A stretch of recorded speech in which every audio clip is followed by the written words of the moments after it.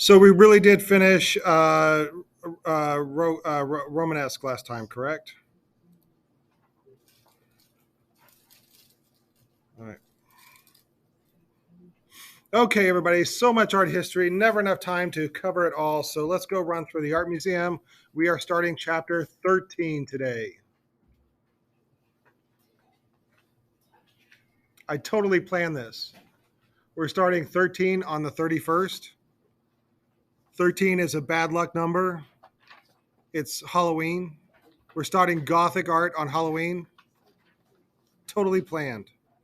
Hey, at the top of your page, I want you to write chapter 13, or you can write Gothic art. Then go to your table of contents and write that page number next to chapter 13, Gothic art. And this is a reminder that we're doing 5 sketches per chapter. There's lots of sketches to do in this chapter. Okay, so I want to introduce you to Giorgio Vasari. He is the first art historian. I was joking with my other class that I need to Photoshop a RoboCop helmet on him.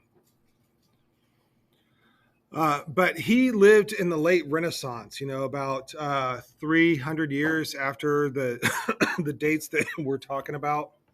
And he was the first one to use the term Gothic. And Gothic is not a good term. It's very derogatory. That's right. It means barbaric. So he is referring to this time that we're about to study as barbaric and uncouth, awkward, crass, clownish, and cheap.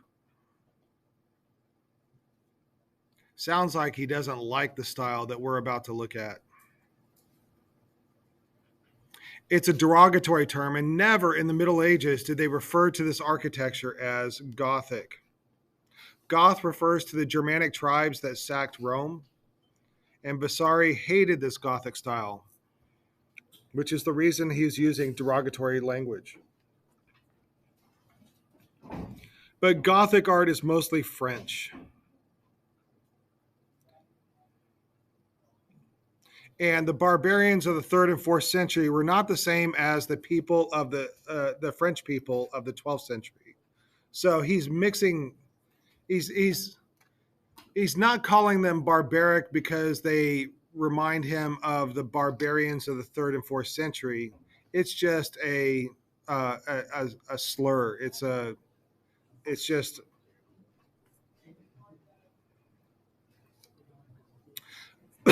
And so we're going to be looking a lot at France. France is our starting point for Gothic art.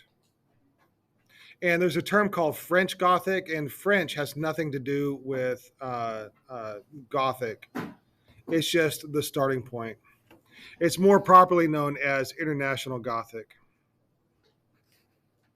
And as one king or emperor built a Gothic style, the next one liked what it looked like and then built theirs in the same style. And the next one liked what it looked like and they built theirs in the same style. And it just carried on from that.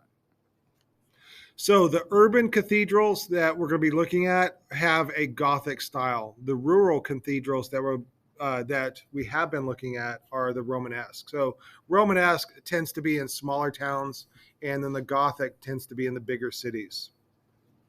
So I bet you're wondering, if they didn't call it Gothic at the time, what did they call it?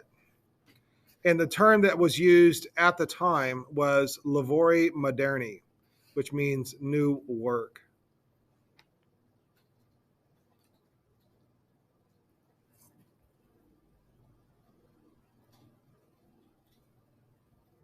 All right, so this guy says, I prefer the real goth. And he says, no, I said the real goth. And then he says, perfection. So again, I like how we're starting Gothic on Halloween. So during this time, there was a building boom, and it resulted in the building of a lot of churches. Within 100 years, 2,700 churches were built. That's 27 churches per year. And my notes here say wow. So I want everybody in here to exclaim wow. All right, thank you. And yeah. All right. I'm gonna pull these chairs now. Chase, can you get these two? My bag.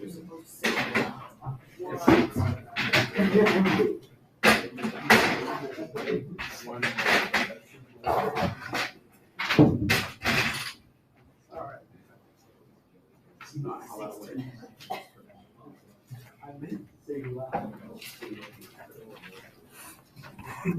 And most of these churches were built in and around Paris. And so here's a political map of the time. We have the Kingdom of France that takes up a big chunk. And then we have the Holy Roman Empire is mostly like Germany and Hungary and northern Italy. And then on the southern part of Italy, we have the Papal States, which is like Italy proper. All right, I do have the correct dates this time. So there's 3 stages: early Gothic, high Gothic, and then late Gothic.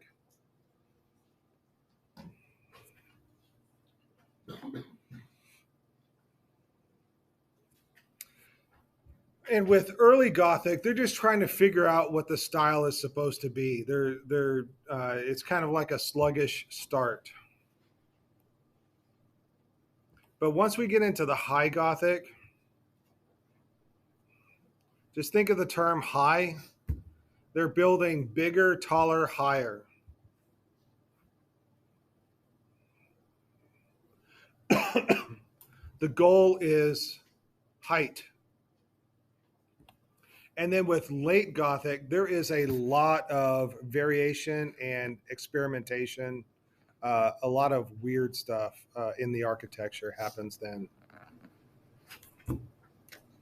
And my notes here say, learn them, love them, know them. It should be say, learn them, know them, learn them, know them, love them. There we go. All right. Are we ready to move on? Does anybody need more time? Are you good? All right. Moving on, we're going to start here with Gothic architecture. In fact, most of Gothic is architecture.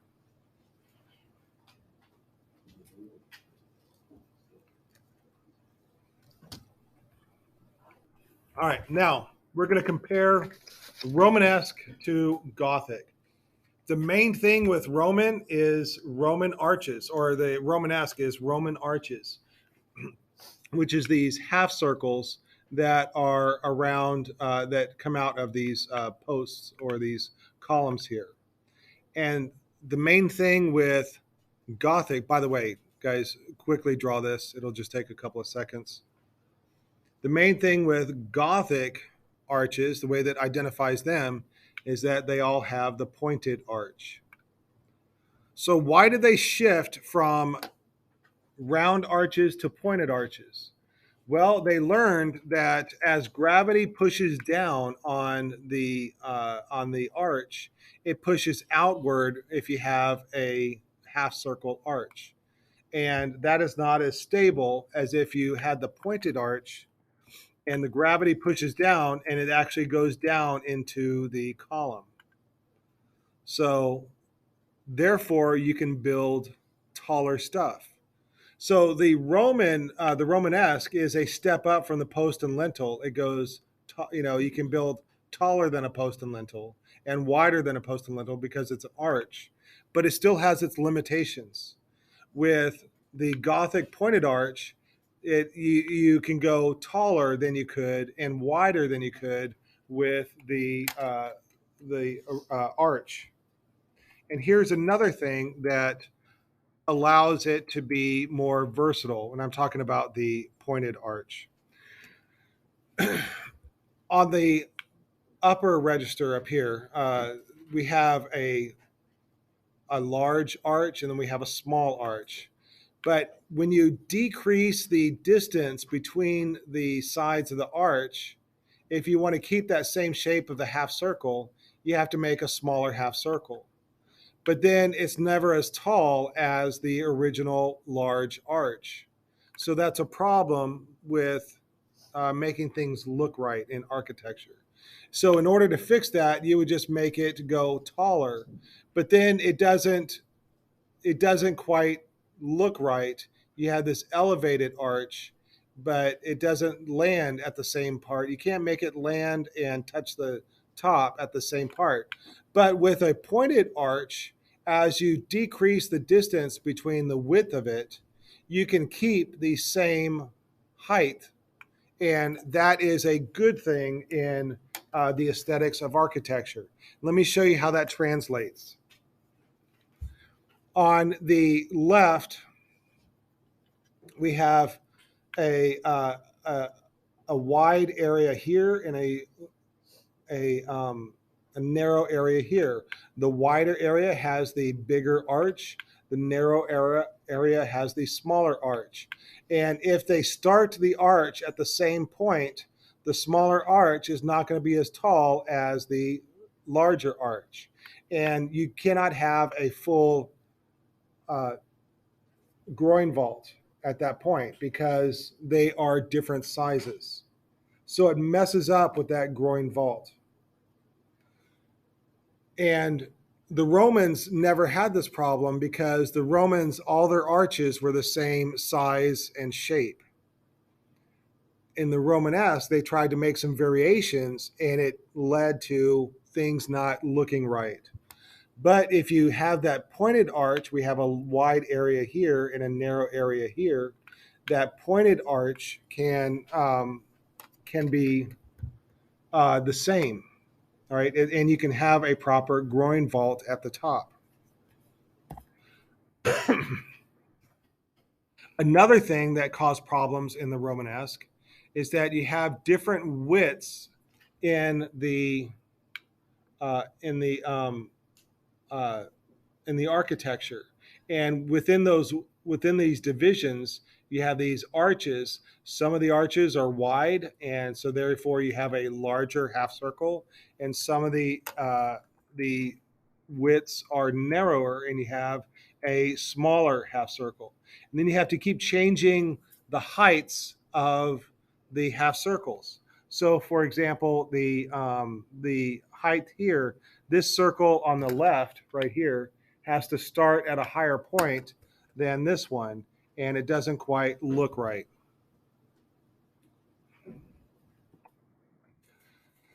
So now we are looking on the inside of a Gothic church. So we are laying on the floor, looking up at the ceiling, and this is what it will look like in the center. So we have this Gothic vault,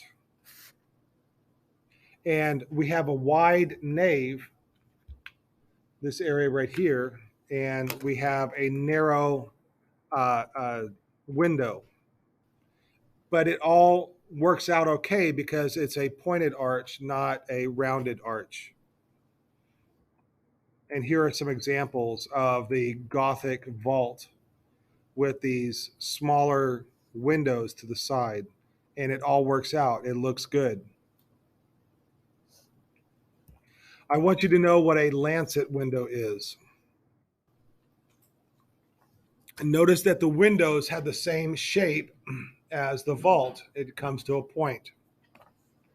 It looks like a missile or a bullet.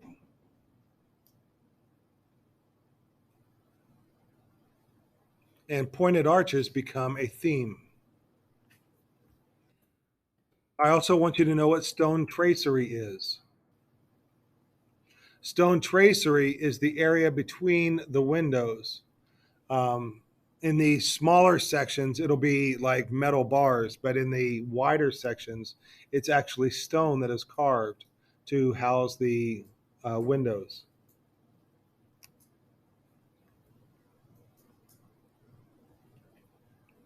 And then we can see here how it all kind of works together. We have two lancet windows, and they form together. There's a rose window on top, and all of it comes to a pointed arch at the top.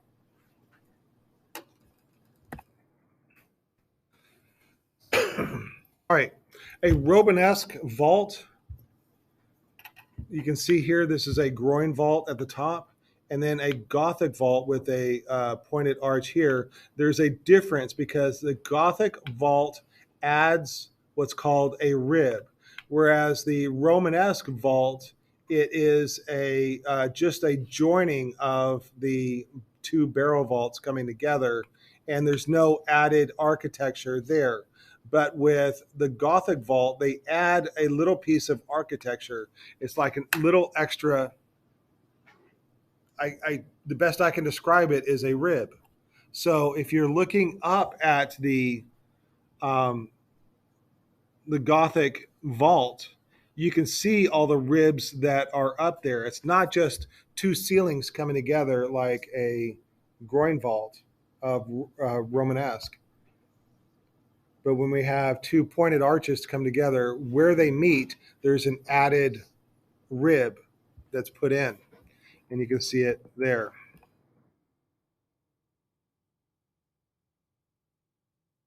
And when we get close on there, you can see it. It's just this little added piece of architecture.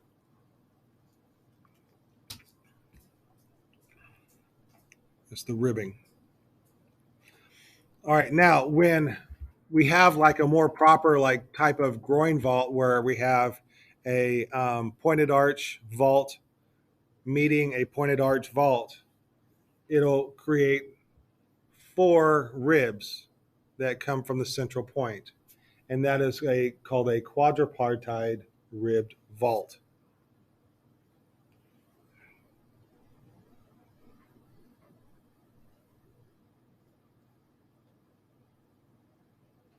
What does quad mean? Four, right? So it's four lines coming from the center. And we can see it here. There's four lines coming from the center. That's quadripartite.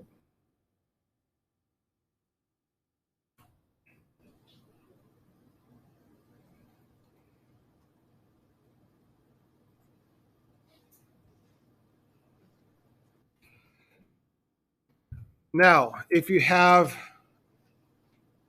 a double window, which you can see over here on the right, there's a double window in a bay, and that double window creates an extra line or an extra part of the vault. That's called a sexpartite.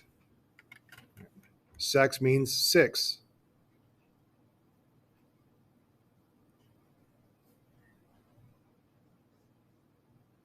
When you have a very wide nave and narrow windows, you will double up your windows in a single bay, and then you can have the windows in there will line up with the vault in the nave.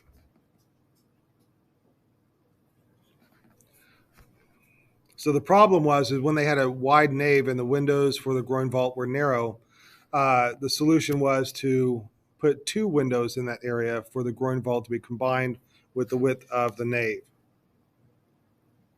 And so the result was larger windows than ever before.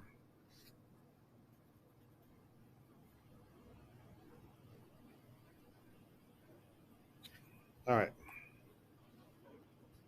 So there's the sexpartite up there.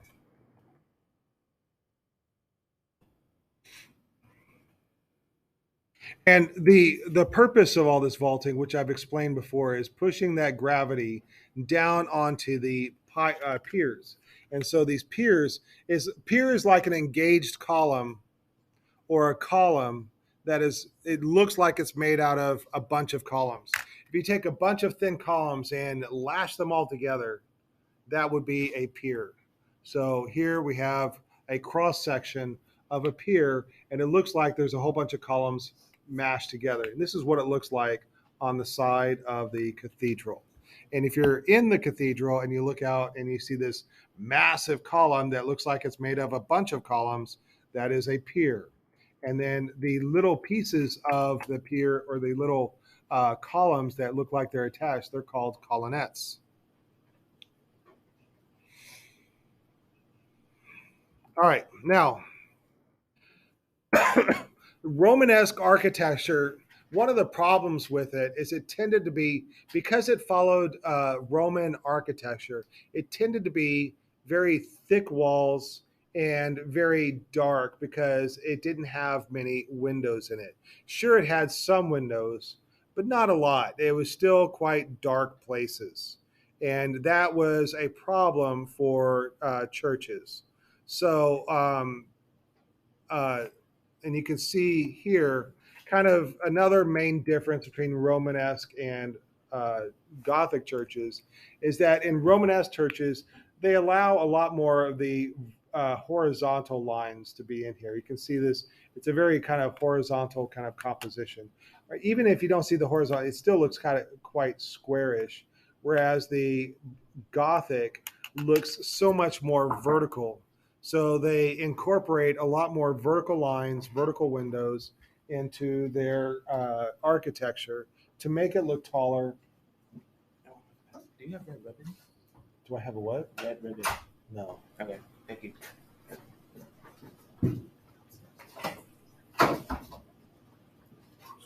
Oh, all right.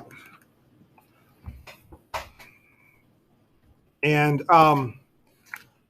also, beginning with Gothic, we're going to see a lot more asymmetrical westworks.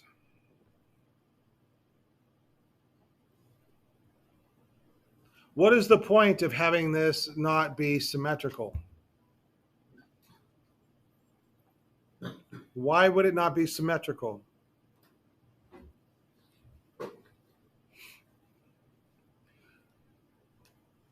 There's a couple of main ideas or main purposes of Gothic art.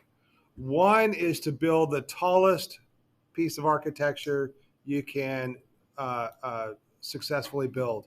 It is a almost like, back in the 60s, United States and Soviet Union had a space race. Who could get to the moon first? Who could go into orbit first? Who could put a man in space first? Who could have a spacewalk first? And there was all these parts of the space race that United States and Soviet Union were trying to accomplish first. And it's the same thing here with the Gothic architecture.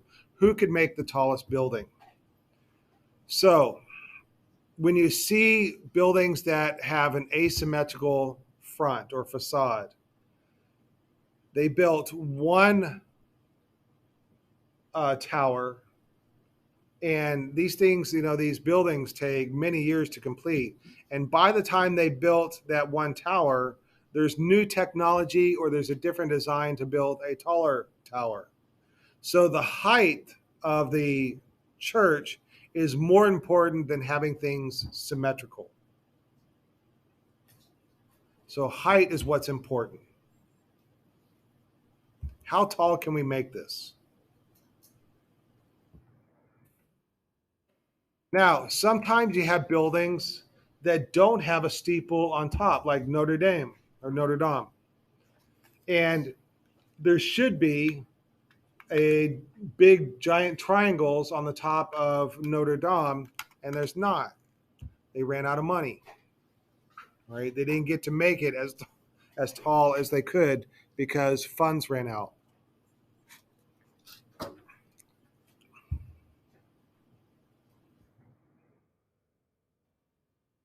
Let's get this video. So there's all types of new technologies employed with building these things. For example, cranes, new systems of cranes were involved, pulley systems to allow for the construction of higher buildings.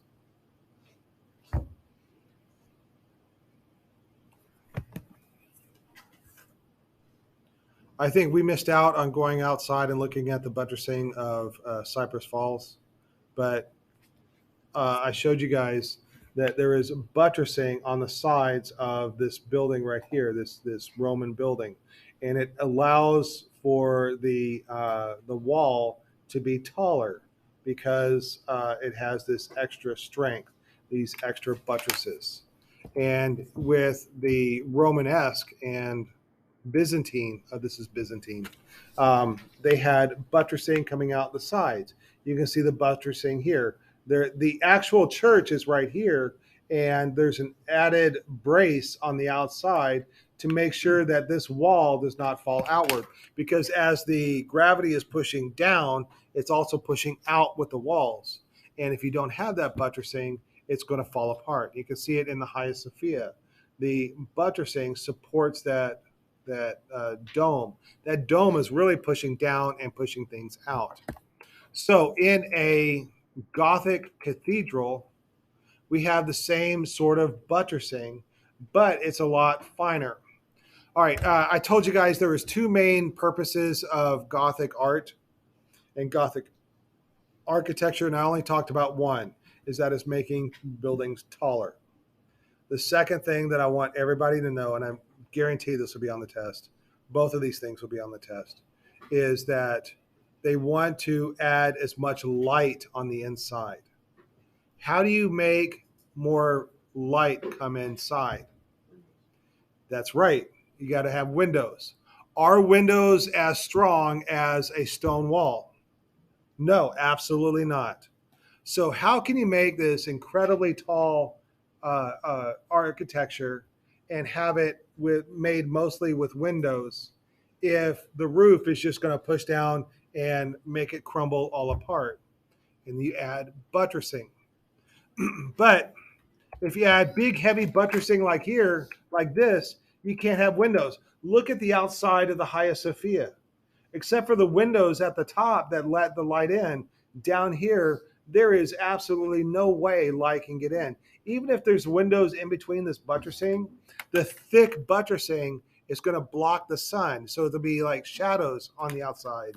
So what you do is you make the buttressing very thin so that light can pass through it, but it can also support the wall. So I am discussing you see this term up here, flying buttresses. Uh, in fact, it will be a term that you're going to write down, flying buttresses. These are these thin pieces that connect an outside buttress to the wall.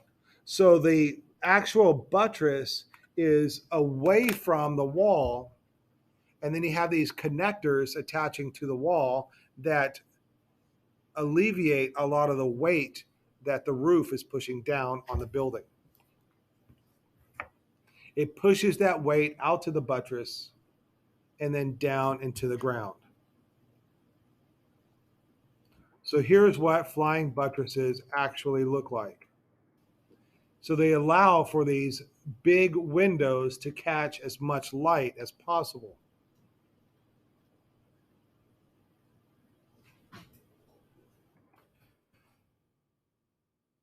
And here, this thin upper flyer is made very thin to allow light to come through. But we need a heavier or thicker flyer down below to support the weight. But we still want light to come through. So we divide that up into open spaces. And what that allows for is this is the epitome. Everybody say, ooh, because it's all windows. In this church right here, it's all windows. This is what they all wanted from beginning.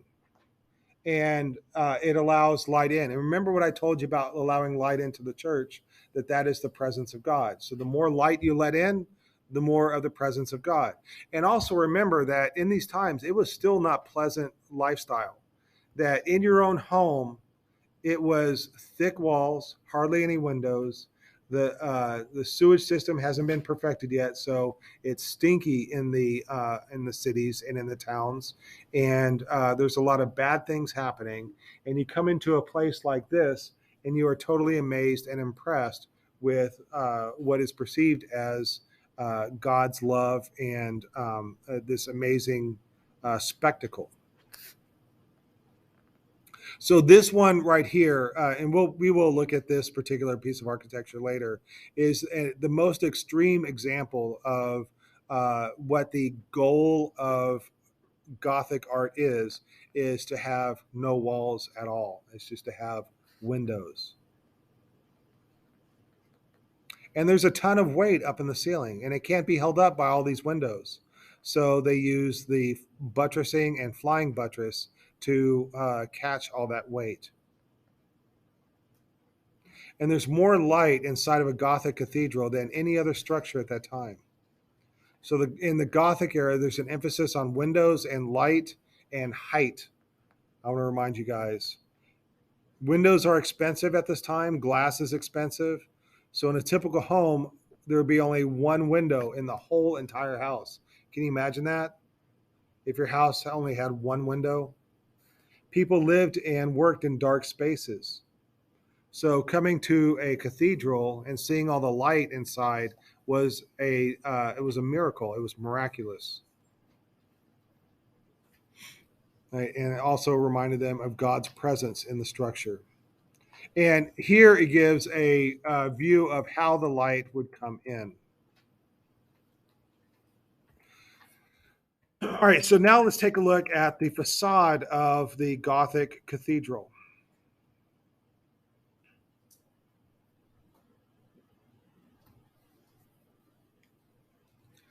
We have a rose window is a main feature of a Gothic cathedral. And look at let's take a look at the portal. In fact, all right, never mind. We'll look at the portal in just a couple of slides. But we have the towers on the top. We have this arcade, which we'll look at in a minute. And there are rose windows. There is a portal. Tympanum is a rose window. We have jambs.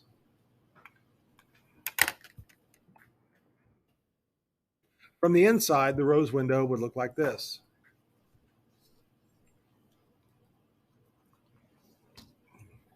And let's take a look at the differences between the Romanesque portal and the Gothic portal. What's the main difference? The Romanesque continues with this arch motif. That we have this half circle and concentric rings of the half circle as they get smaller. Whereas the Gothic arch has a pointed arch toward that's above the jam figures, and then the tympanum would be more pointed. Then there's this large triangle above that. Above that, there would have been a rose window, and oftentimes there'd be a rose window within the tympanum. All right, much more elaborate entrance or portal.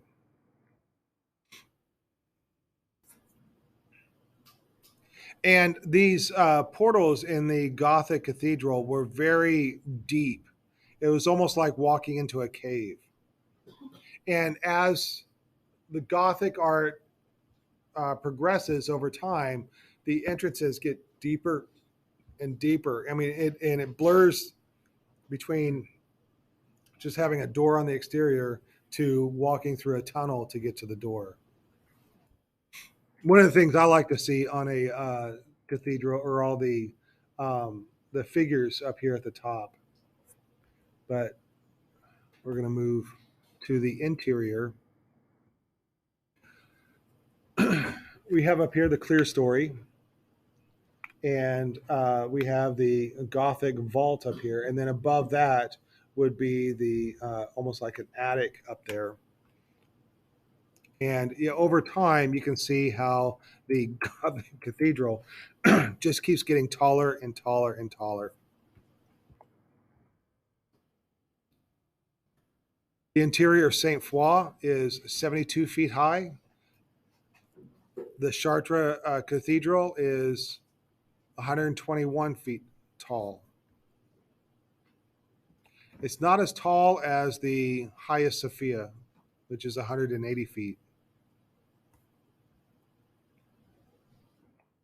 But here you can see how the building was kind of built. It was built as a skeleton first, so the ribs would be built first, and then they would put the bricks on after that.